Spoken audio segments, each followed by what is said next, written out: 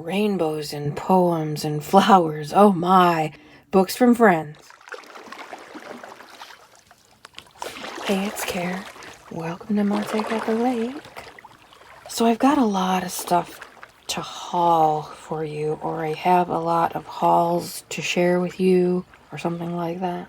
Most of it, the next few hauls are from friends. I think I mentioned on a video or two that my friend Leanne had brought me a back seat full of books and junk journal goodies. Some from her that she purchased downstate while she was down there for me, and some from her mom, because now she's got her mom in on the deal too, which is great fun. And I've been moving them around, and some of them needed to be aired out outside, and some I just have kept shuffling them. So I think I still have them straight as to who gave what to the cause. If I don't, I apologize. I do know that these two first ones are from the lovely, lovely Donna, along with another one of her brilliant jelly plate prints and some beautiful black and white paper for my black and white project. Oh, very exciting. Love it. So attentive, I swear. This one for my writing typewriter stuff, she said. It is so beautiful. I'm big into nonfiction, not terribly big into poetry. To me, it's the opposite end of the spectrum. On that end is poetry. On this end is creative nonfiction where I live. Some of my best friends are poets, even though I don't understand what they do at all. But this one is so beautiful. Chasers of the Light. Poems from the Typewriter series. And it's just a beautiful book by itself. But he found a vintage typewriter, and he started typing poetry on his vintage typewriter on found paper. And they're just beautiful just by themselves, just looking at them. He's got all different kinds of book pages that he's used, different scrapbook paper or patterned paper, graph paper from a book. Another thing that he does, I don't know if you remember it's called magnetic poetry, where you get all these little magnets of words and short phrases, and you arrange them on a magnetic board and you make magnetic poetry. Well, he takes a book page and he blacks out all but certain words, and he comes up with poetry that way. Very interesting, very fun. I think this would be a fun addition to a junk journal. If you put a regular book page in, go ahead and black most of it out and make a poem. This one happens to say, "Do you understand? I feel at home in her arms." It's just simple, fun, yet beautiful and meaningful. Looks like handmade paper. Now, I don't know. The story is that he said is these poems are typed from that vintage typewriter onto found pages. But I'm not sure that that's entirely true. If you look here, this is printed over found paper. So I'm not sure I'm buying the whole thing. But it's beautiful. No matter what, it's beautiful. And torn out, they would make beautiful additions to any junk journal. Different kinds of paper. He also takes his own photographs and then adds his poetry to the photographs, and those two are just really pretty. So I'm pardon the term, I'm torn. Does it go in the typewriter shelf with the vintage typewriter that I have with my writerly stuff, or does it go in the junk journal fodder collection to be torn up and shared and enjoyed? I don't know. The other one is, she said, it'll go with my Spectrum and Rainbows collection, and she's absolutely right. First of all, it's this beautiful purple cover, so I can see the cover being turned into some sort of journal or glue book. This is a fun little story. I did read it. about a woman who all her colors are bright, and she's painted the sky with rainbows, and she spread her bright vibrancy everywhere she went. And she meets a man, her husband, and his colors, he surrounded himself in a blanket of darkness and painted the moon. His colors clash together and spark like lightning. They're dark and brooding, and she does everything she can to brighten his colors, and he does everything he can to tone her colors down. And they finally come to an agreement that between the two of them, they have a beautiful, the contrast of their colors gave them balance. They each possessed the most beautiful colors in the box, and instead of trying to outdo or outshine or tone down or change, they accepted each other, and now they have all the colors on the spectrum and all the shades of gray and everything in between that they share among them. So it's a cute little story, but beautiful pictures, again, for the Rainbow Project or the Spectrum Project. Lots of, I'm sure this one will be torn up because I want to use not only all these great illustrations, but this beautiful juicy cover. So I know where that one is going. So thank you again, Donna. What a surprise. What a surprise. Happy Mail. Gotta love it. I believe the rest of these are from Leanne's mom. I moved into a house that, and I'm pretty sure I shared this before. The ladies who lived here in this house grew up here. Their mom and dad raised 5 children. I believe 4 or 5 children. And all the kids moved away. The girls, the oldest 2 girls or the youngest 2 girls, whatever, went off to college.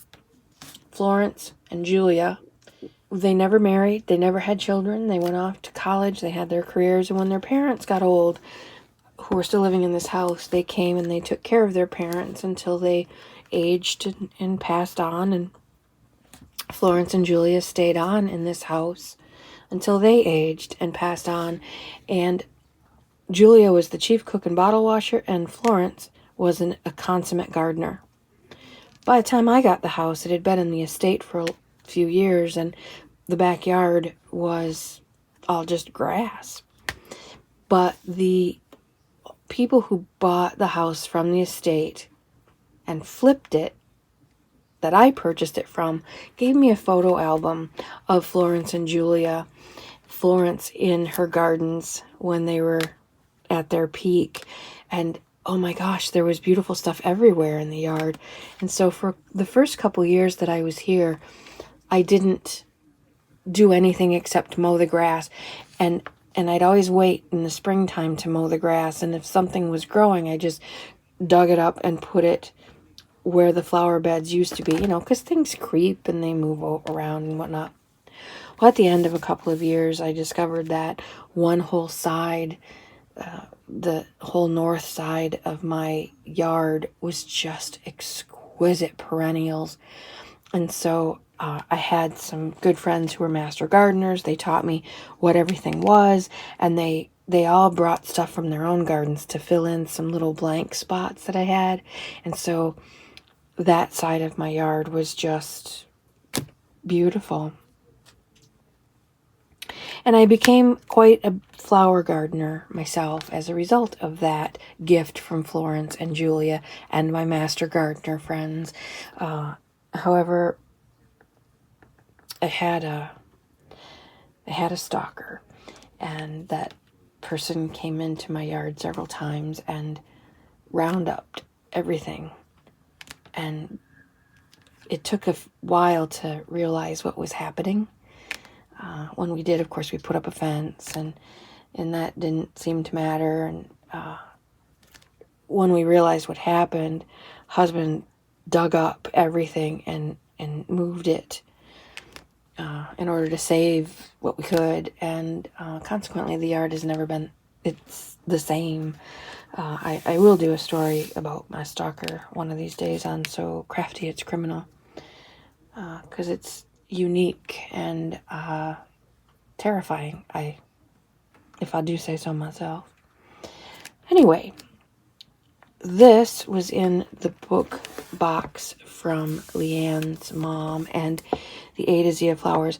My things somehow got ruined. I didn't take care of them. I just lost hope in doing it or doing anything with my gardens. And so this beautiful encyclopedia of flowers and greenery is, I don't know, I just think it's such a gift. This is not going to be torn up, and you know that because I don't do botanicals too much unless it's for my mom. I don't do botanical junk journals, but I do botanicals. I love my gardens and my flowers, so this makes me anxious to return to that part of my life that I just sort of gave up on.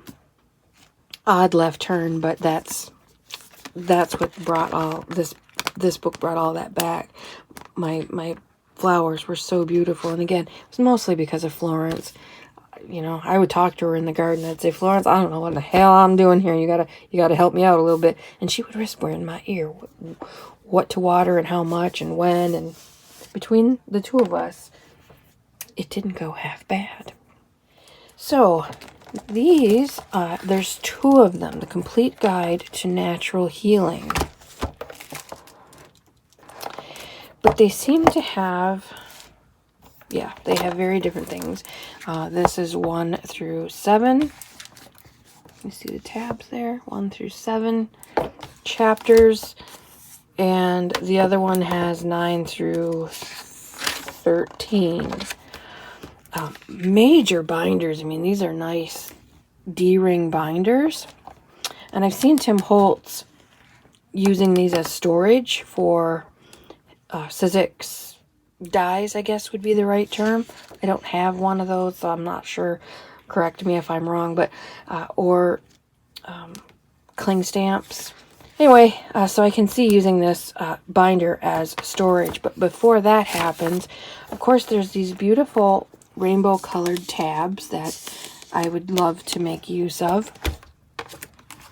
And more fussy cutting than one can shake a stick at, of all kinds of beautiful things. Not necessarily, of course, a lot of it's going to be botanical, but some beautiful, I believe that's, what is this? Fumitory. I was thinking it was a bag of lavender, but now that I have it close and read the heading, hello, it is not. But all kinds of different wording, pieces that can be used in different kinds of journals. I want to make a potions journal, a potions altered book from an old book that I found last year. It's kind of a Halloween, olive drabby, spooky kind of green, and it's the pages are just made for potions and creepy stuff. So this kind of stuff would be a beautiful addition to it. So much fussy cutting. On every page, there's something, either tips, words, like I said, fussy cutting, all kinds of goodies. Different stages of vintage, like some is classic, like this kind of thing. It can go in anything, but then there's sort of vintagey, and then just illustrations, fussy cutting, pretty modern. But then there's even some brights going on, just all kinds of different things. There's my lavender. There's a beautiful bowl of lavender. Holiday stuff, holiday entertaining, medicinal, potions. All this stuff for potions would be just awesome. And there's 2 full binders of it, so that will be fun. Not only the goodies inside, but these will make great storage binders. And oh, what fun it'll be to cover them and to make them my own. One of my favorite books that I have, and I honestly don't remember where or when I got it, but it's this Tabor's Encyclopedic Medical Dictionary. And one of why I like it so much is that it's got a flexible cover. I don't know why that fascinates me so, but it does. And these beautiful thumb index. And it smells wonderfully old, and it's just beautiful. This is from 1958. And I just saw it belonged to Rita Huber, who got it in 1958. She was at the Logan College of Chiropractic in St. Louis, Missouri. Now, how this book ended up in my possession in northern Michigan, but I just love it. And she's got some of her highlights in it. I hate to say this, but I've been using it as a pokey tool book before I got my crocodile. So some of the pages have been mushed and destroyed. But that way I get to pull it out and use it every once in a while. I don't have a darn thing to do with the medical industry or any other reason to do it. So it gives me a chance to flip through it and love it up and go Rita. Anyway, look at here. Tabor Encyclopedic Medical Dictionary. This one is quite a bit newer. It was original in 1940. And the first one was 1958. This one's 2005. But look at, can you hear that? It's got that onion skin old dictionary, even though it's 2005. It still has the thumbed index, which is awesome. It's got a hard cover, though, so it's a little bit different. Probably better for the pokey tool. Some color illustrations. But this one, I won't have any trouble tearing up for things that I might want to use for some of the more macabre projects that I have on my to-do list. It could be very fun. Plus, some of these, you know, different things to put in collage, kind of like Marguerite Miller with her formulas and her engineering. She has a lot of those kind of cool things in her collage. There were just some interesting charts, like a cardiac rhythm, and I don't know, I'm sure there's some math charts and some chemistry in here as well. All of those things can be great fun to use. Things like this, you know, just fun, different. Anyway, so, and super bright white pages, which is cool because A, they're nice and bright, so you can use them for bright projects, and B, bright white can easily be toned down with coffee dye. So it's always the best of both worlds. If you have something white, you can always tone it down, where if you have something like this, it's always going to be vintage. So that's fun. Completely out of the blue. Didn't expect to have two. I never expected to have one. Her mom was a medical assistant, I think, and had gone on to nursing school. That's where a lot of this has come from. But again, giant book. Nice bright white pages. Some fun, you know, charts, words, letters. Interesting pictures, I'm sure. Some, you know, better than others. Makes me think of Nicole at Relax Cut Glue with all her smile. She puts the funny mouths on different mouths on different heads and people. That kind of creeps me out. No offense, Nicole. But those kind of things can be used. There's all kinds of stuff in here that can be used. And I have just discovered another new favorite junk journal mixed media person. I don't know if I'm saying her name right, but it's Know It, Noit, Know It. Art. Noitart. 2 words. Know It Art.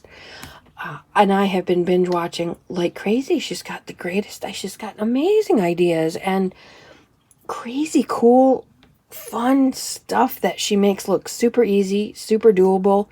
And I just watched one today that she uses an old dictionary about this size. She cuts the text block out, but of course saves it because there's, oh my God, there's so much possibility in there. Cuts that out, and then from cardboard or chipboard from the back of a watercolor notebook or something, she builds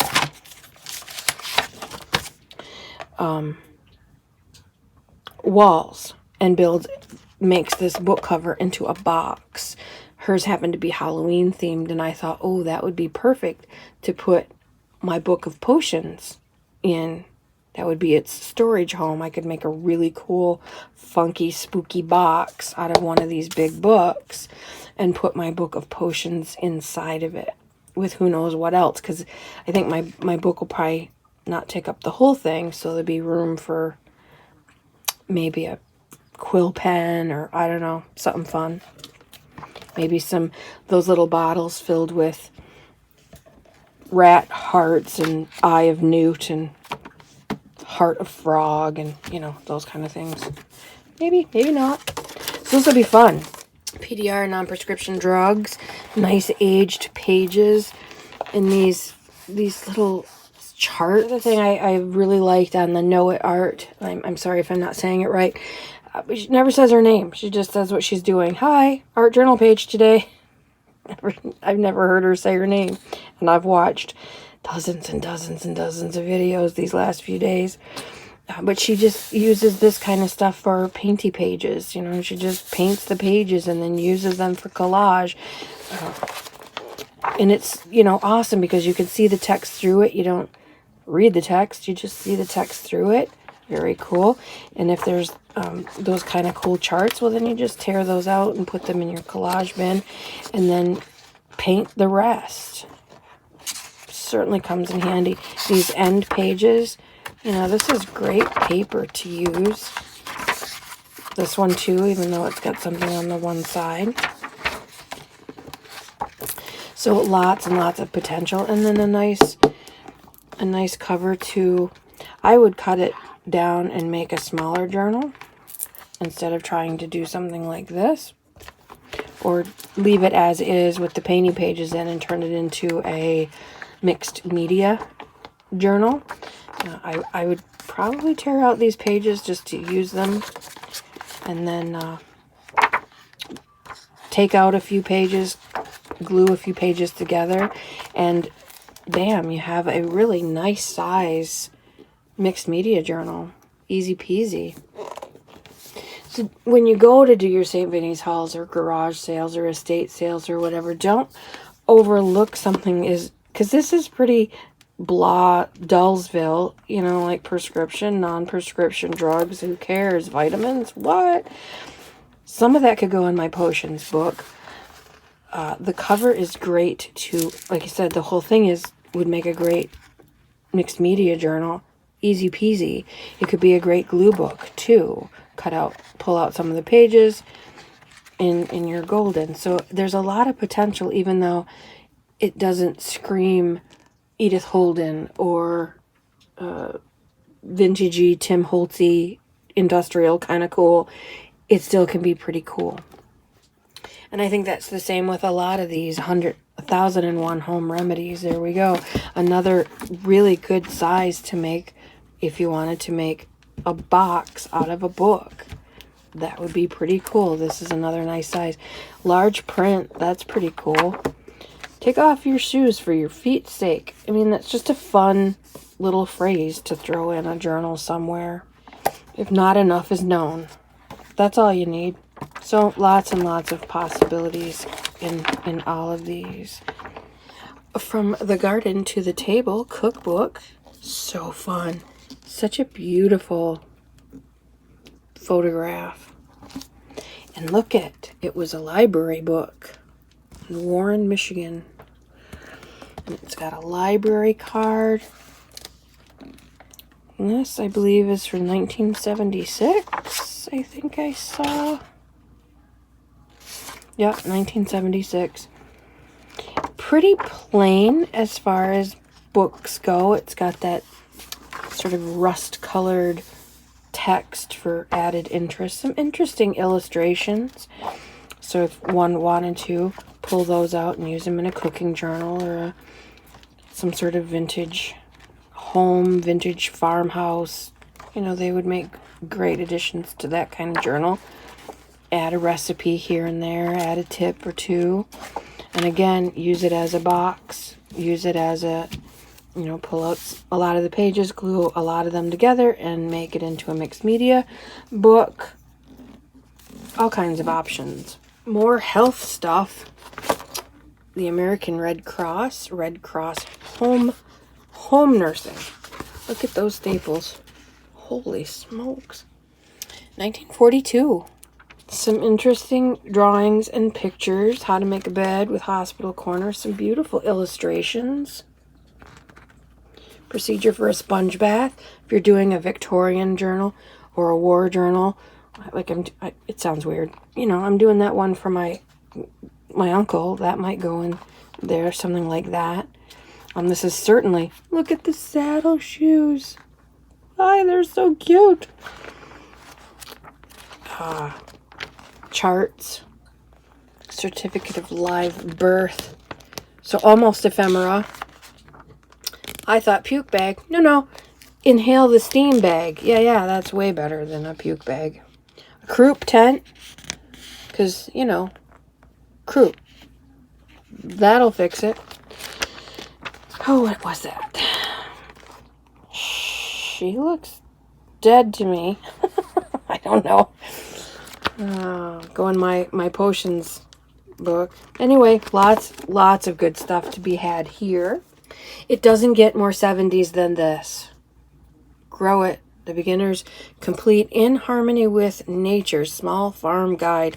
It does not get any more 70s than that. Look at the coloring on this book. Isn't that beautiful? Cheese and crackers. Grow It. Let's see what year. 1972. First printing, February 73. Third printing, so 1973. Look at handwriting. Drill sewing chart.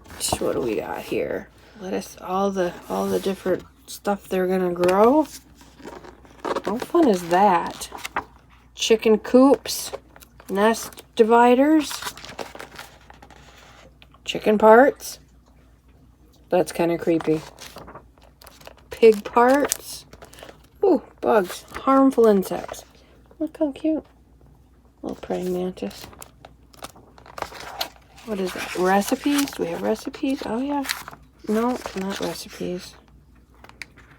Different information about growing food. Beautiful little old illustrations. Charts, diagrams. All these things would make really interesting additions to collage. Stuff that's out of the ordinary. That not everybody has. Not everybody's using. That's the ticket to making things sing and come to life. You know, just the way this is laid out is kind of different. So lots and lots of good stuff in there. Fast fixes and miracle mixes for your lawn and garden. Oh, look, a mini book. Look at that. That's fun. This book came from Atlanta, Michigan, 2006. So lots of little fussy cut, little illustrations. Garden goodies. That'd be fun if you're doing a garden journal. Test garden goodies. Smart melon management. Now that's a phrase that should find its way into a junk journal. Harvest helper, fast fix. Head them off the pass. So truckloads of cool little phrases from our readers, little tiny illustrations and clip art that could be cut up and used for various projects. So lots in there too. I'm by no means done with the haul of that week.